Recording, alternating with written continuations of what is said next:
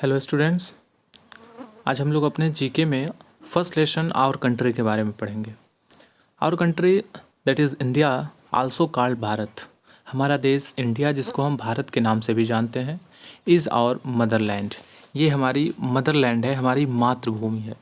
It is one of the oldest civilization in the world. It is one of the oldest civilization in the world. Civilization का मतलब होता है सभ्यताएँ।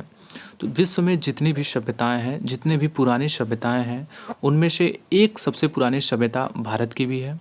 It is the seventh largest country with an area of 3.28 million square kilometre. यह पूरे विश्व में 3.28 million square kilometre के क्षेत्रफल के साथ विश्व में 7वें स्थान पर ये देश आता है। It is the second most populous country with over 1.37 billion people.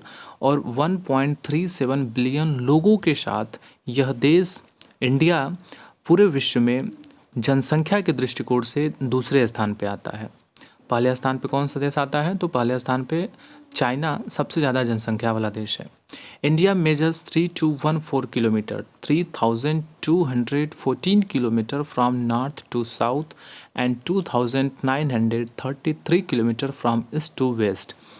It is means, इसका जो सीधा मतलब है, इंडिया पूरा, अगर हम इसको नॉर्थ टू साउथ, इसको ऊपर से नीचे तक, अगर हम इसको यहाँ से, मैं पैराग्राफ ये आपको लाइन खींच के बता दे रहा हूँ, यहाँ से अगर इसको नापा जाए तो यह 3214 किलोमीटर होगा नॉर्थ टू साउथ। और देखिए, जैसा कि आपके बुक में दिया है, 2933 kilometre from east to west. और अगर हम इधर ईस्ट टू वेस्ट के तरफ इसको नापें, यहाँ से लेकर यहाँ तक, तो इसकी पूरी लंबाई होगी 2933 किलोमीटर। इट ओनली मीन्स, इसकी जो टोटल लंबाई नॉर्थ टू साउथ है वो 3214 किलोमीटर है। और पूरी चौड़ाई जो है भारत की, क्षेत्रफल देखा जाए कितना लंबा चौड़ा है, तो 2933 किलोमीटर है ईस्ट टू वेस्ट में। India has 9 countries as its neighbour. Bharat के 9 ऐसे देश हैं जो पड़ोसी देश के नाम से जाने जाते हैं। इट मीन्स, ये 9 जो देश हैं, इनकी जो सीमा रेखा है वो भारत से मिलती है। वो कौन कौन से देश हैं? अफ़गानिस्तान, बांग्लादेश, भूटान, चाइना, मालदीव्स, म्यांमार, नेपाल, पाकिस्तान और श्रीलंका। तो ये 9 देश ऐसे हैं जिनकी सीमा रेखा, जिनके देश की बाउंड्री जो है वो भारत से मिलती है।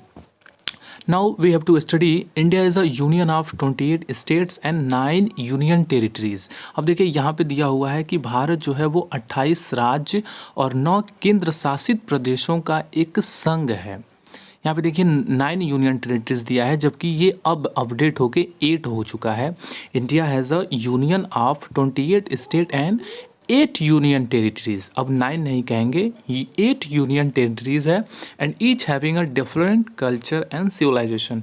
और हर एक स्टेट का अपना अलग कल्चर, अलग संस्कृति और सभ्यता है। अब देखिए, यहाँ पे एक शब्द दिया है यूनियन। यूनियन का क्या मतलब है? जैसा कि हम लोग जानते हैं कि भारत जनसंख्या की दृष्टि से दूसरा और क्षेत्रफल के दृष्टिकोण से विश्व का 7वां सबसे बड़ा देश है। देखिए, यहाँ पर लिखा हुआ था दूसरे लाइन में कि it is the 7th largest country with an area of 3.28 million square kilometre. तो क्षेत्रफल के दृष्टिकोण से 7वां और जनसंख्या के दृष्टिकोण से दूसरा सबसे बड़ा देश भारत है। इंडिया की जनसंख्या संपूर्ण विश्व की जनसंख्या का 17.5% है। 17.5% जनसंख्या पूरे विश्व की भारत में निवास करती है। इतने विशाल देश को सुचारू रूप से चलाने के लिए इसे विभिन्न राज्यों और केंद्र शासित प्रदेशों में बांटा गया है। संपूर्ण भारत गणराज्य जो है, जो पूरा संपूर्ण भारत है, इसका निर्माण सभी राज्यों और केंद्र शासित प्रदेशों से मिलकर हुआ है। इसीलिए इसे राज्यों का संघ भी कहा जाता है, यूनियन भी कहा जाता है। India is a union. मैंने आपको बताया why it is called union. इसको हम यूनियन क्यों कहते हैं? तो इतने विशाल गणराज्य का निर्माण सभी राज्यों और केंद्र शासित प्रदेशों से मिलकर हुआ है, इसीलिए हम इसे यूनियन कहते हैं, राज्यों का संघ भी कहते हैं। अब इस लेसन में हमको भारत के राज्य और जो केंद्र शासित प्रदेश हैं, इनकी कैपिटल्स के बारे में पढ़ने, इनकी राजधानी के बारे में पढ़नी है। तो सबसे पहले हम आपको यूनियन टेरिटरीज़ के बारे में बता दें, क्योंकि अभी हाल ही में बहुत सारी चेंजेस हुए हैं। पिछले कुछ वर्षों में भारत के जो राज्यों की स्थिति में बहुत बदलाव हुआ है। जैसे कि हम देखें, 5 अगस्त 2019 को भारत सरकार ने जम्मू कश्मीर को पूर्ण राज्य का दर्जा हटा लिया। हम कहें कि पूर्ण राज्य से इसको केंद्र शासित प्रदेश में बदल दिया और इसको 2 भागों में बांटा, जिसमें जम्मू कश्मीर और लद्दाख अब 2 अलग अलग केंद्र शासित प्रदेश हैं।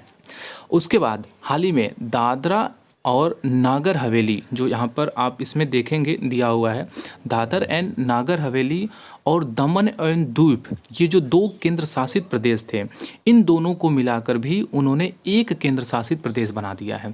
पहले ये अलग अलग केंद्र शासित प्रदेश हुआ करते थे।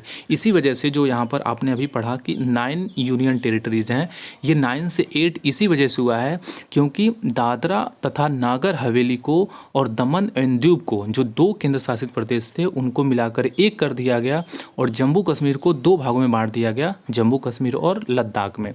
तो इस तरह से अब भारत के पास कुल 28 स्टेट, 28 राज्य और 8 केंद्र शासित प्रदेश हैं। ठीक, तो ये 8 जो केंद्र शासित प्रदेश हैं, इसमें कौन कौन से हैं? अंडमान एंड निकोबार आइलैंड, जिसकी राजधानी पोर्ट ब्लेयर है। दूसरा चंडीगढ़, जिसकी कैपिटल चंडीगढ़ है। तीसरा दमन एंड दीव, जिसको दमन दीव और दादर एंड नागर हवेली के नाम से भी जाना जाता है, तो इसकी राजधानी उन्होंने दमन में ही बनाया है। फिर है दिल्ली की राजधानी, the capital of Delhi is new Delhi. And next is Lakshadweep की राजधानी कवारती है। फिर लद्दाख की राजधानी लेह है। जम्मू कश्मीर की राजधानी श्रीनगर। और लास्ट में पुडुचेरी आता है, जिसकी राजधानी पुडुचेरी है। तो इस तरह से ये 8 यूनियन टेरिटरीज़ हैं, केंद्र शासित प्रदेश हैं, जो कि केंद्र के द्वारा संचालित होते हैं। इनका जो पूरा मैनेजमेंट है वो केंद्र सरकार देखती है। देखिए, जो भी केंद्र शासित प्रदेश हैं, केंद्र शासित प्रदेश और जो स्टेट हैं, इनमें बहुत बेसिक डिफरेंस होता है। जैसे राज्य जो होते हैं, स्टेट्स जो पूर्ण स्वतंत्र राज्य हैं, वो अपने खुद की अपनी सरकार होती है, जबकि केंद्र शासित प्रदेश को इनडायरेक्टली रूप से, मतलब हम कहें इनडायरेक्ट रूप से भारत सरकार गवर्न करती है, भारत सरकार या केंद्र सरकार चलाती है। दूसरा हम कह सकते हैं कि जो राज्य का प्रशासनिक प्रमुख होता है, जो राज्य का हेड होता है, जो स्वतंत्र राज्य हैं, जैसे यहाँ जो आपके 28 स्टेट्स को दिया गया है, इन राज्यों के जो प्रमुख होंगे, प्रशासनिक प्रमुख, वो मुख्यमंत्री होते हैं। जबकि ये जो केंद्र शासित प्रदेश हैं, जो यूनियन टेरिटरीज़ हैं, इन केंद्र शासित प्रदेशों में राष्ट्रपति द्वारा नियुक्त अधिकारी, जैसे कि राज्यपाल या उपराज्यपाल, ही सरकार को चलाते हैं। ठीक, इसके बाद और अगर हम अंतर देखें तो राज्य में खुद की अपनी सरकार होती है, केंद्र सरकार, और यूनियन टेरिटरीज जो होती है वो केंद्र सरकार द्वारा संचालित होती है। संवैधानिक तौर पे राज्य में राज्यपाल सर्वोच्च होता है, जबकि संघ राज्य में, हम कहें यूनियन टेरिटरीज़ में, राष्ट्रपति प्रमुख होता है।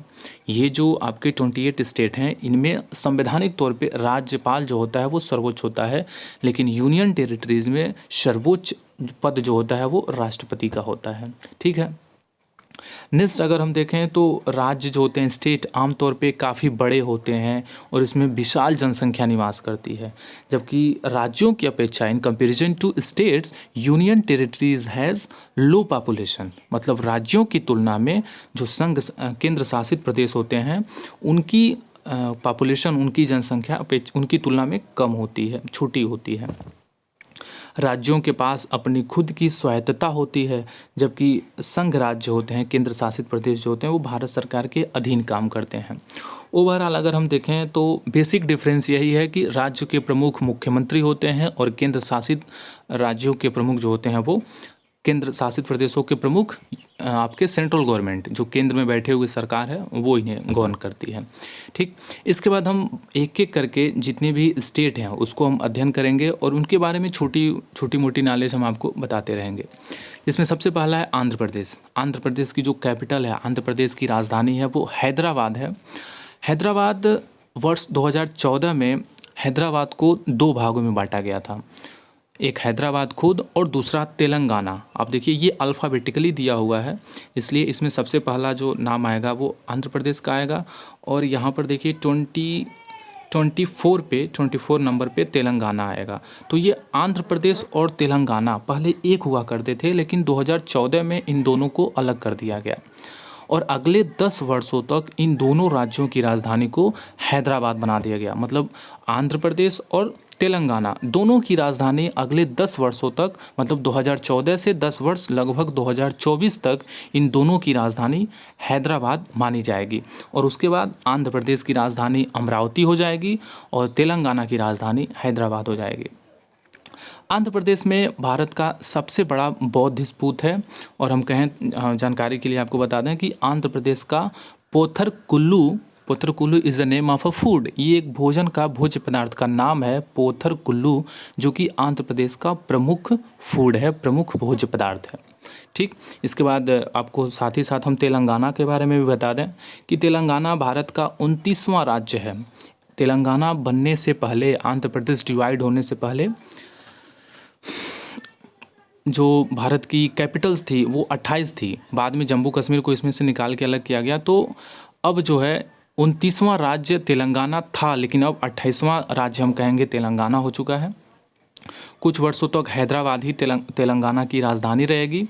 और तेलंगाना का जो फेमस फूड है, जो प्रसिद्ध भोज्य पदार्थ है, वो बिरयानी है। यहाँ के लोग बिरयानी ज़्यादा खाते हैं। फिर उसके बाद हम देखें आसाम जिसकी कैपिटल दिसपुर है। देखिए यहाँ पे तीसरा नंबर पे है आसाम, जिसकी कैपिटल है Dispur. Guwahati is the place of a city, एक शहर का नाम है जो आसाम में है। तो गुवाहाटी में ही एक स्थान है दिसपुर। इसी कारण कई बार गुवाहाटी को ही आसाम की राजधानी बोल दिया जाता है। बहुत सारे लोग दिसपुर को ना बोल के गुवाहाटी को ही आसाम की राजधानी बोल देते हैं, लेकिन आसाम की एक्चुअल राजधानी दिसपुर है। आसाम मुख्यतः चाय के बागानों के लिए और सिल्क के लिए प्रसिद्ध है। आसाम के जो प्रमुख लोक नृत्य हैं वो बिहू, बिछुआ, नट पूजा, नागा डांस और खेल भोपाल यहाँ के जो प्रसिद्ध लोक नृत्य हैं। और आसाम का जो प्रसिद्ध भोज्य पदार्थ है, आसाम का जो प्रसिद्ध फूड है, वो पपाया खीर है। ठीक, the next one is Bihar. अगर हम चौथा पॉइंट देखें, बिहार के बारे में काफ़ी कुछ आप जानते भी होंगे। बिहार जिसकी राजधानी पटना है, पटना में सोन, गंडक, पुनपुन और बहुत सारी नदियां निकलती हैं। सबसे फेमस नदी गंगा नदी बिहार से ही निकलती है। सोन नदी भी बिहार से ही मानी जाती है। और बिहार का जो सबसे बड़ा शहर है वो पटना है और इसीलिए पटना को बिहार की राजधानी बनाया गया है। पटना को 1912 में राजधानी घोषित किया गया था। 1912 में पटना को बिहार की राजधानी बनाया गया था। बिहार का जो प्रसिद्ध लोक नृत्य है वो जदूर, जाया, झीका, सोहराई और डागा है। बिहार का प्रसिद्ध फूड, जो बिहार का फेमस भोज्य पदार्थ है, वो लिट्टी चोखा है। आप सभी लोग इसको जानते होंगे। और बिहार का बोध गया नामक एक स्थान है जहाँ पर महात्मा बुद्ध को ज्ञान की प्राप्ति हुई थी।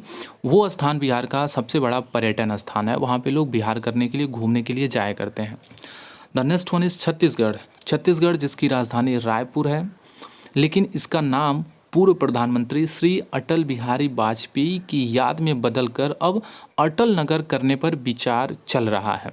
छत्तीसगढ़ का नाम बदलकर अटल नगर करने की योजना सरकार बना रही है।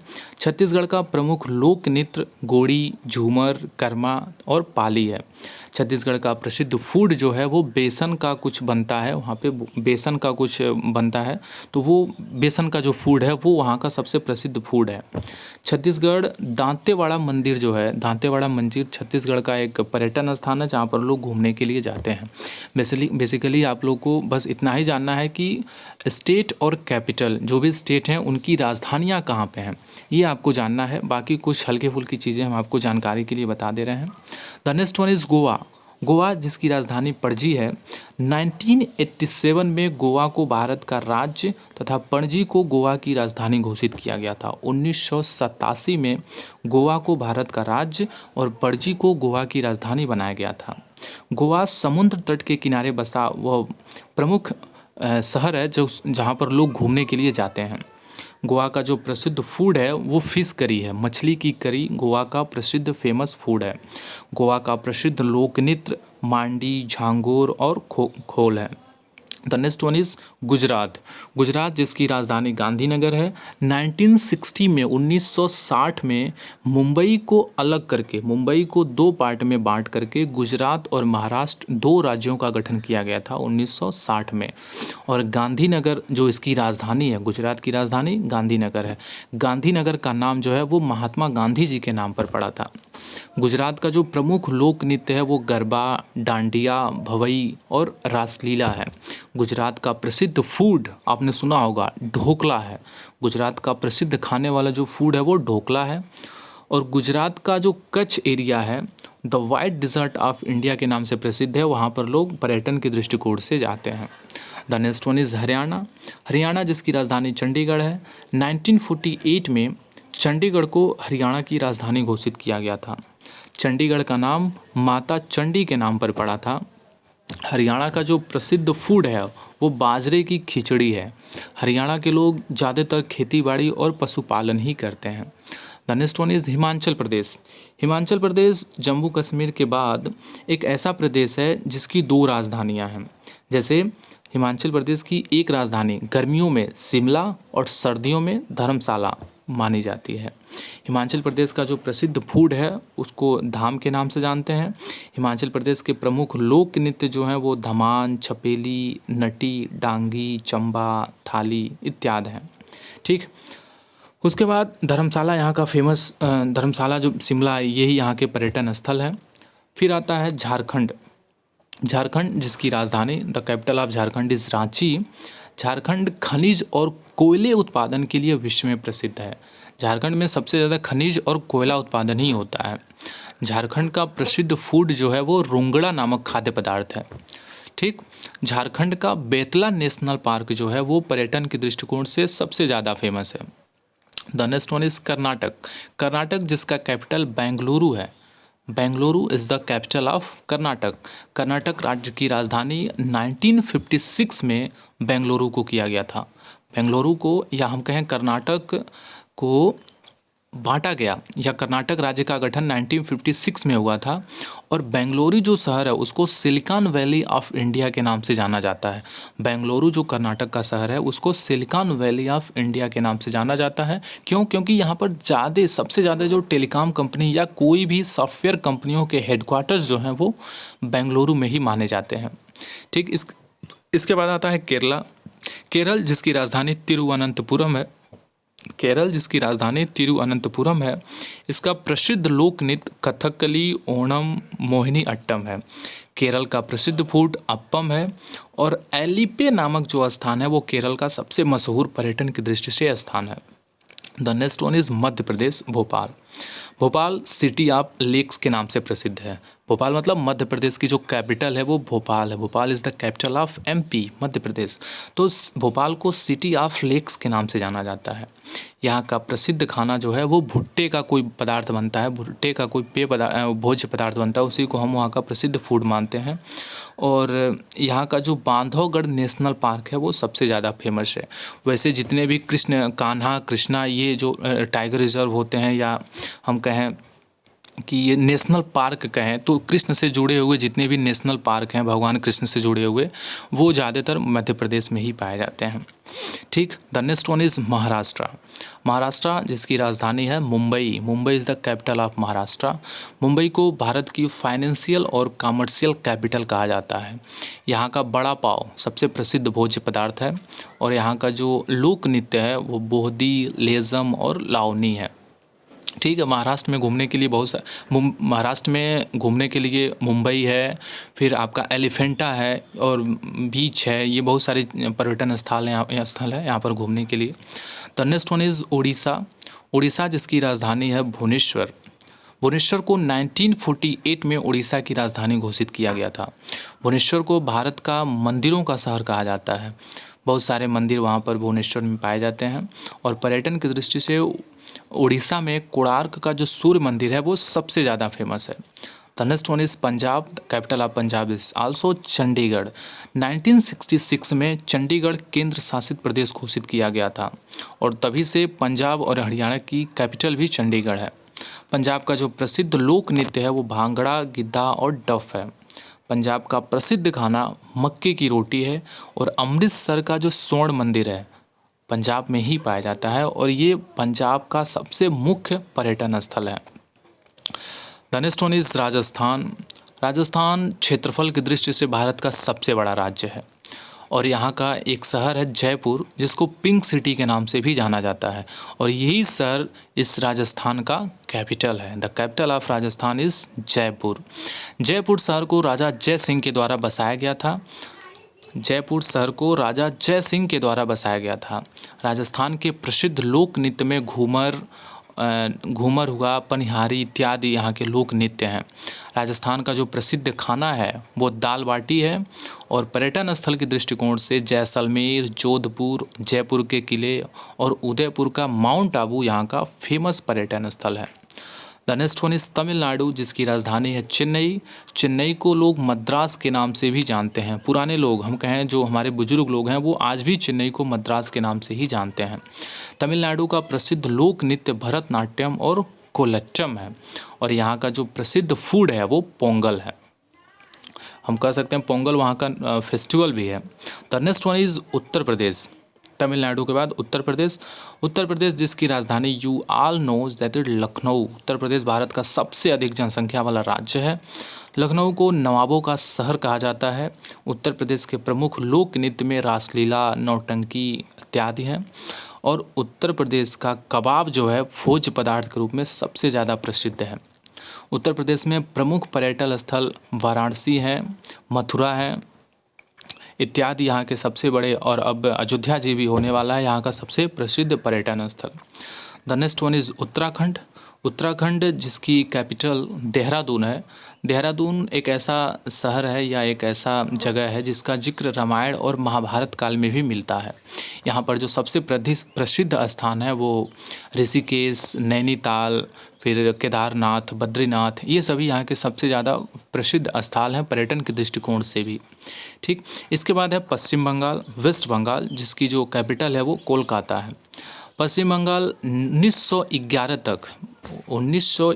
तक कोलकाता ही भारत की राजधानी हुआ करती थी।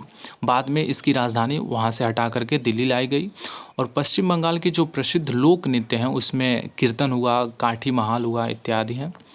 ठीक, और यहाँ का जो सबसे प्रसिद्ध पर्यटन स्थल है वो दार्जिलिंग है।